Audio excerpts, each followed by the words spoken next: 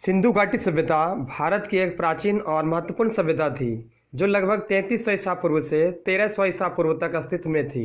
जैसे कि इसके नाम में ही सिंधु है, मतलब कि सिंधु नदी से ही सिंधु घाटी सभ्यता का निर्माण हुआ था। सिंधु घाटी सभ्यता अभी भारत और पाकिस्तान के क्षेत्र में आती है। सिंधु घाटी सभ्यता इन 4 चीज़ों पर निर्भर थी: नगर नियोजन, व्यापार, कृषि, लेखन प्रणाली। अब आते हैं अपने पहले पॉइंट पर, नगर नियोजन।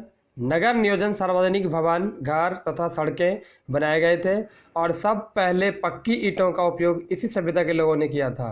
अब आते हैं दूसरे पॉइंट पर। सिंधु घाटी सभ्यता में कृषि एक महत्वपूर्ण गतिविधि थी जिसमें गेहूं, जौ और कपास उगाए जाते थे। अब आते हैं पॉइंट नंबर 3 पर। सिंधु घाटी की सभ्यता एक प्रचलित सभ्यता थी जो मिस्र, मेसोपोटामिया और अन्य देशों के साथ व्यापार करती थी। मेसोपोटामिया देश आज का इराक कहलाते हैं। अब आते हैं पॉइंट नंबर 4, लेखन प्रणाली। लेखन प्रणाली का अर्थ यही है कि सिंधु घाटी सभ्यता के कुछ अवशेष मिले थे जो कि पूरी तरह समझी नहीं गई थी। उस सामग्री को कोई आज तक पढ़ नहीं पाया है। अब आते हैं प्रमुख शहरों पर। सिंधु घाटी सभ्यता के 5 प्रमुख शहर थे जिसमें मोहनजोदड़ो, हड़प्पा, चूंदड़ो, कालीबंगा, लोथल। सिंधु घाटी सभ्यता के पतन के बहुत सारे कारण थे जिनमें से कुछ प्रमुख कारण इस प्रकार हैं।